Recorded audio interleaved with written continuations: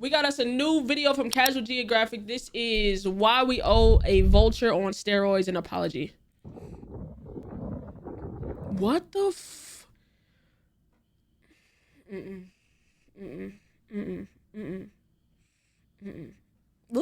Look at the size comparison. That's a grown man. Ah, absolutely not. Don't be scared. He's just a baby. He will get bigger. Close your eyes and visualize the most disrespected animal on Earth. Now open them and apologize for not thinking of the living laundry lint. You don't respect this dinosaur nearly enough. Many people have never seen this flying fossil, or they have and never wish to ever again. The world will be a legitimate horror movie without them, yet this creature and its kind are still very much maligned by humanity. It looks like a ball sack. Just straight nuts. Skin, foreskin, just taking up everything. Sorry. Well, you'll see why. The first two videos pretty much sums up our relationship with them, especially when you let it play all the way. I told you, just a baby. That is a baby Andean condor, and condors are Jurassic vultures on steroids. There's the Andean and the California condor, and both are built like a prehistoric paralysis demon. They're the closest relative of Argentavis. Holy and I live a shit. life of decency and virtue, because otherwise I know... Holy shit. Demon. They're the closest relative of Argentavis, and I live a life of decency and virtue because otherwise I know I'd see this homicidal death pigeon in hell. Argentavis flexed a wingspan of up to 23 feet, weighed as much as an adult man, and would have been about the size of a Cessna 150. A plane? And on the ground, they would have looked that same grown man in the eye. The condors of today are slightly smaller, with Andeans having a wingspan of nearly 11 feet, which is how the bird can stay in the air for hours without flapping their wings once. What? In fact, by using thermal drafts, one condor managed to soar for 5 hours and cover 100 miles. All that... That nigga barely exerted any energy, bruh. No energy. Just straight gliding. Going with a breeze, bro. Just breeze for 100 miles.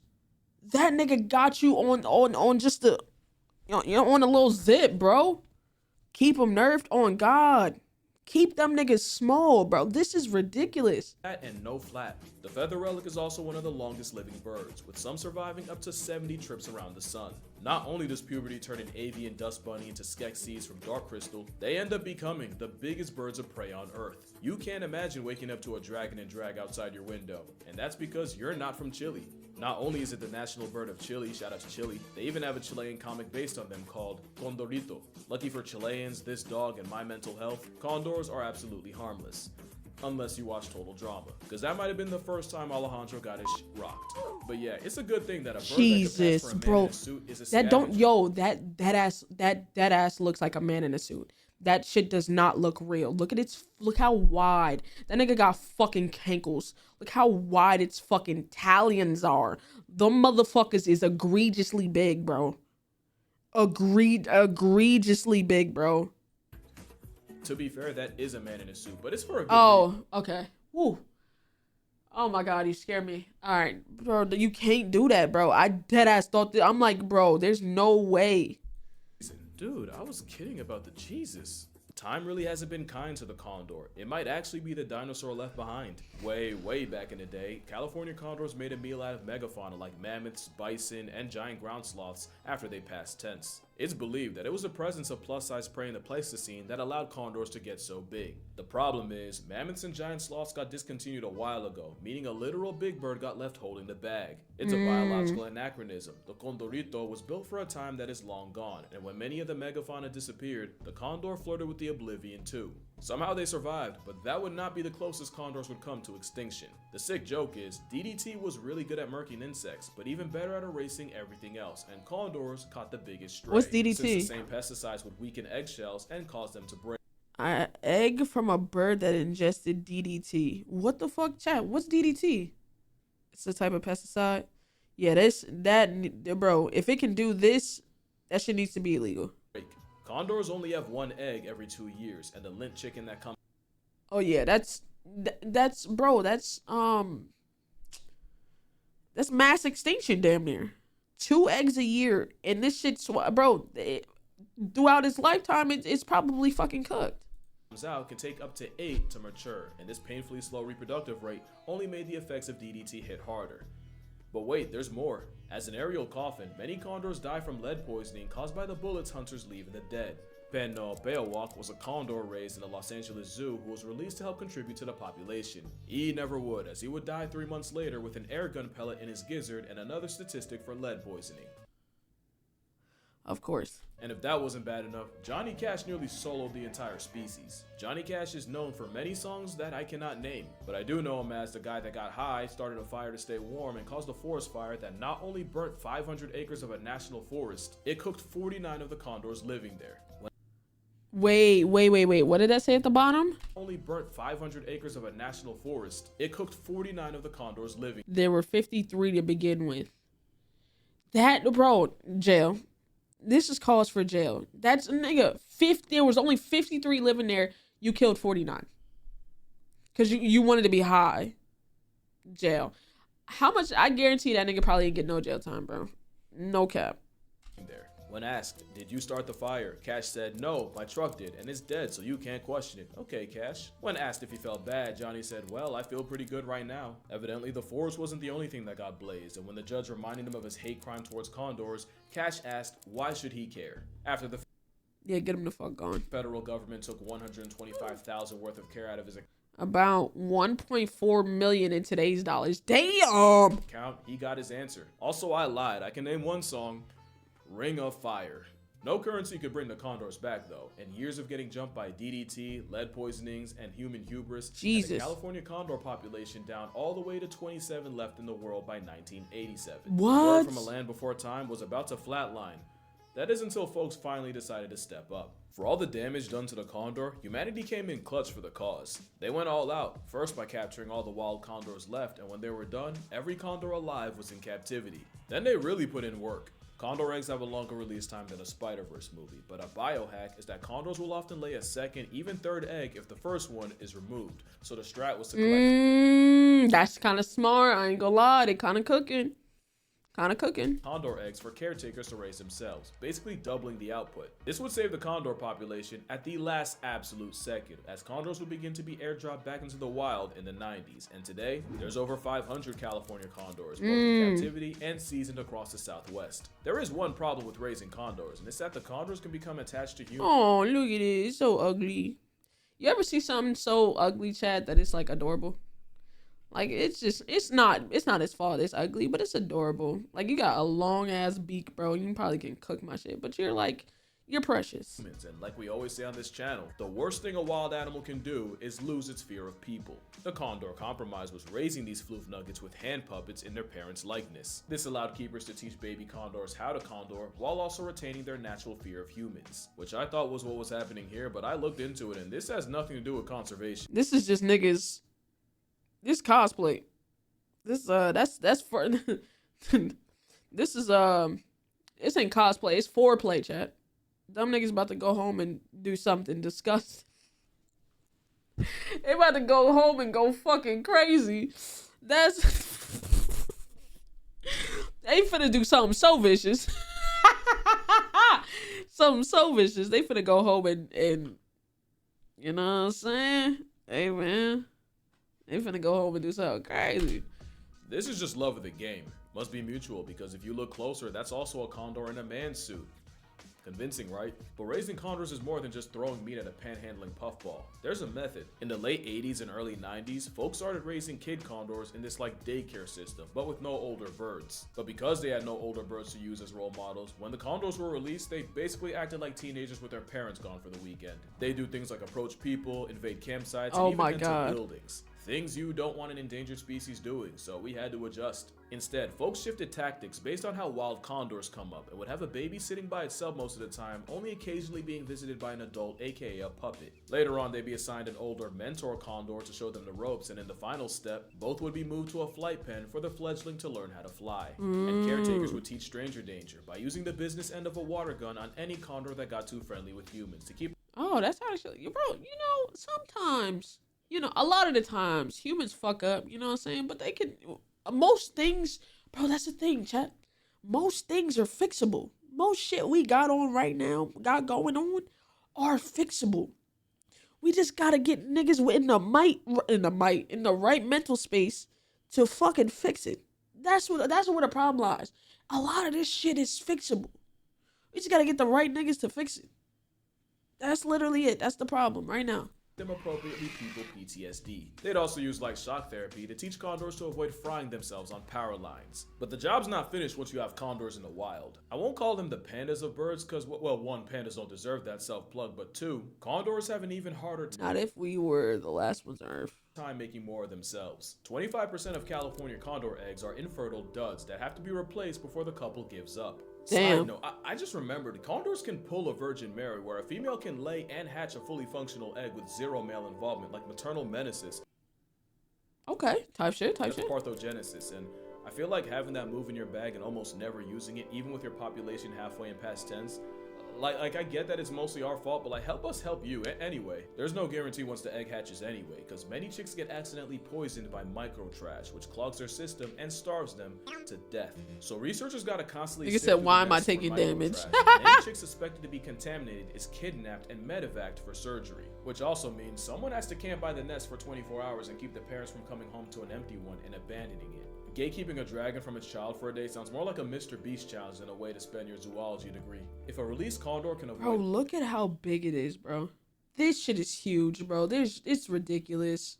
Like, nigga, when you stop making the dinosaurs, you could have stopped making this. Like, we can deal with regular bird. Like, what do we do with this big ass shit? Lead poisoning, pollution, and getting deep fried on power lines. It'll roam the skies for decades and hopefully make many more condors along the way. And if they're lucky, they'll have the same partner by their side the whole time. Condors do not get enough credit for how loyal they are. The symbol of unity can have a 5% divorce rate, and a penguin can propose— I hate you so much, Deborah. his best pebble and still get cheated on. But for the most part, a condor will see another condor and just spend the next 40 years making it work.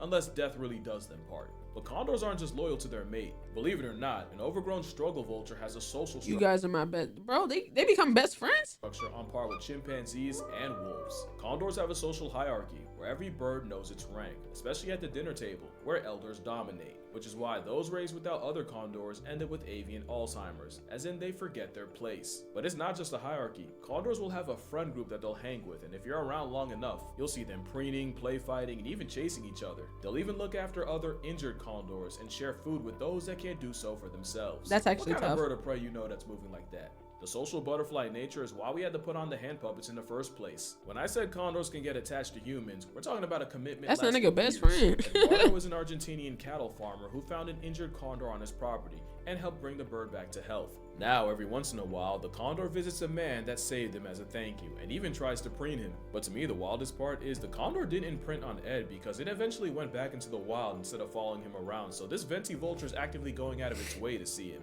Who'd expect that kind of emotional depth from a cloud casket? Well, anyone who's worked with them, because they'll tell you that vultures are sky puppies with personalities that'll even have favorite keepers that they'll run to when excited. They're also curious and will play with anything from actual toys to the socks and shoelaces of their preferred human. And that's Many actually keepers hilarious. swear by vultures being the most fun bird to train. Look because at they're curious. Bro, I feel like, bro, when birds run instead of fucking fly, that shit fries me, bro. Places of their preferred Like, there's, human. like, using your legs, you have them, so you have to use them, but it shouldn't look that funny.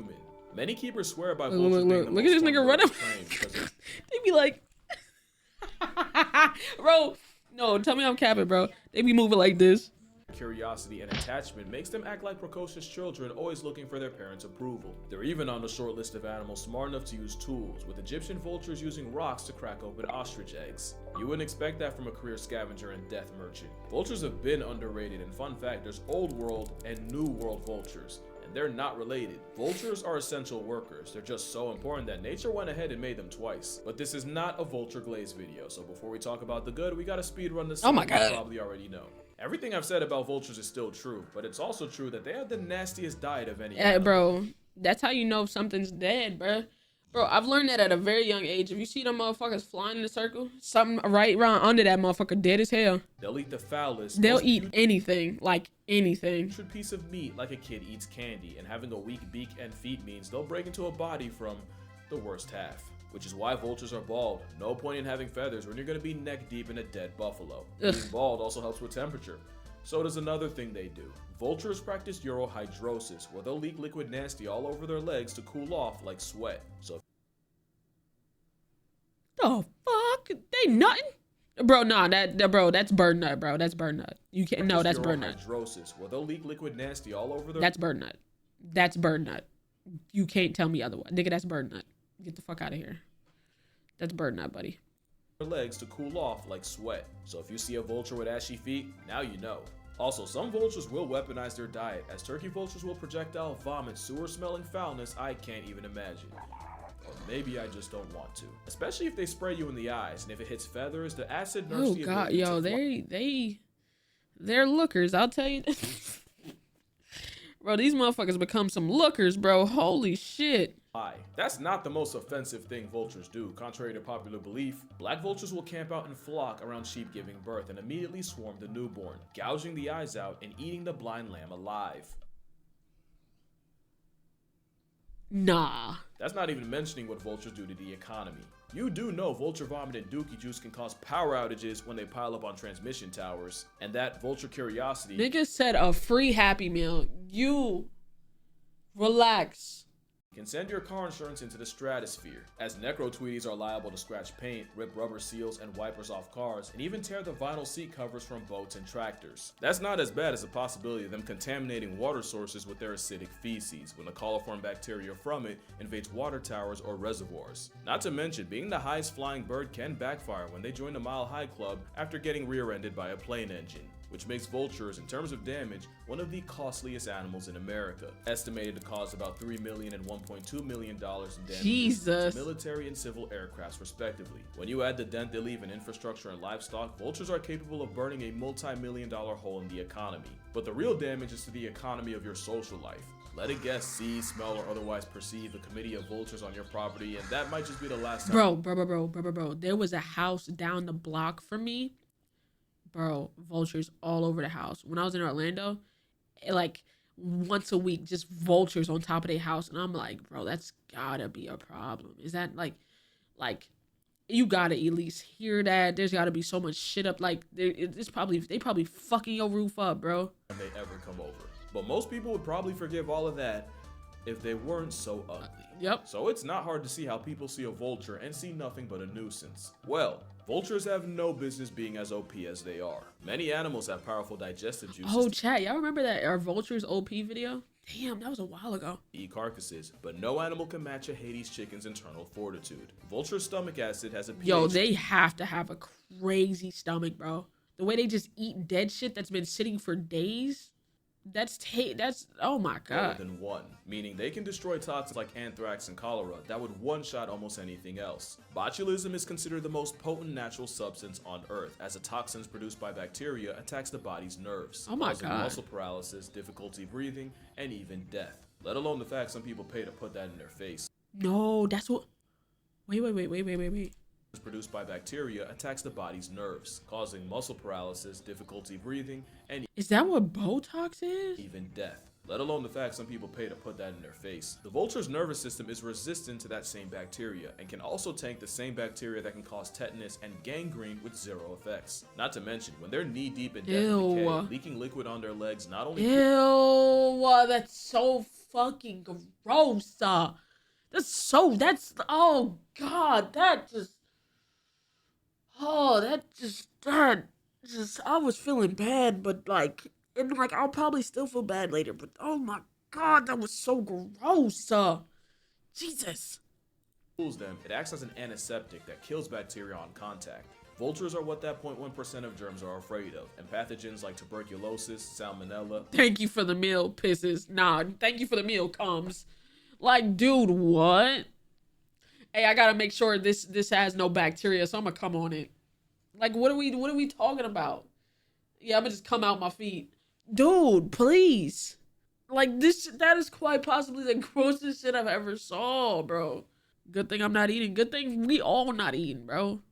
Leprosy. And we all not eating, right, chat? Matter of fact, we all eating right now. Everybody go heat up something. We all go watch the rest of this, while we're eating food. Watch this video, another plug, but you know rabies is the disease that scares me the most. Facts. Of a disease rewiring your brain chemistry for the worse while also making you afraid of water, something that is non-negotiable if you want to live, haunts me. Rabies buries an estimated 70,000 people a year, and with the most common cause of cases being dog bites, it's most destructive in areas with a large stray population, like India. But there's two things India did that gave rabies the green light. First was them criminalizing euthanizing stray dogs, but the main reason was a complete accident. Diclofenac was a drug used as a painkiller and anti-inflammatory for cattle, but that same drug also caused fatal kidney failure in the vultures that ate them. This did an absolute number on the vulture population, with many species cut down by 99%. Damn! Not only was it one of the from 6,000 to 40?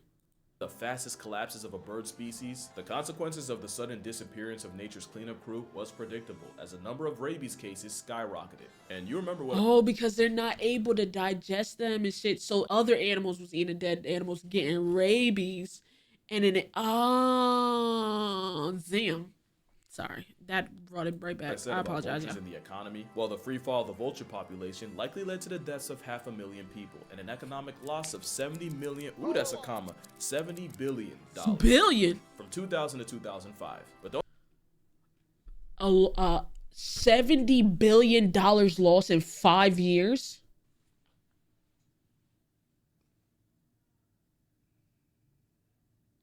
Boy. Imagine losing 70 billion in a course of 5 billion. Oops.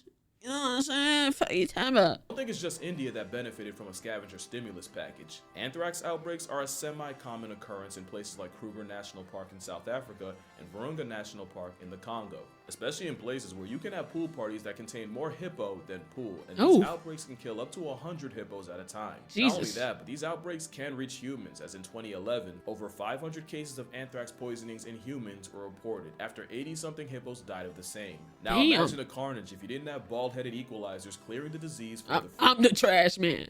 The trash man, scat man. That's me, my shit, man. There's a reason nature thought vultures were so nice they made them twice. Vultures also contribute to society in less— Yo, they really picking. Yo, they're picking that motherfucker clean.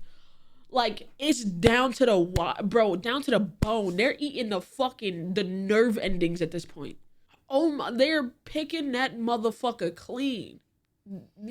Bro, never waste a meal. Never waste a meal. Dramatic ways, as in the 1930s, the Union Oil Company of Texas started putting mercaptan in natural gas, and with turkey vultures often gathering around the smell, they'd use the birds as markers to locate gas leaks. Vultures also act as an alarm bell for illegal poaching activity, as them circling over an area is like a Batman signal to park rangers. Yep. Unfortunately, that is all— literally, once you see vultures like going around, something's dead. Also made them a target for poachers, who purposely try to poison them. Evidently, the only toxin vultures have no answer for is humanity. Like I said, you do not respect vultures nearly enough, and I take back what I said about them being ugly. The griffin vulture mogs— hold on. This motherfucker fly.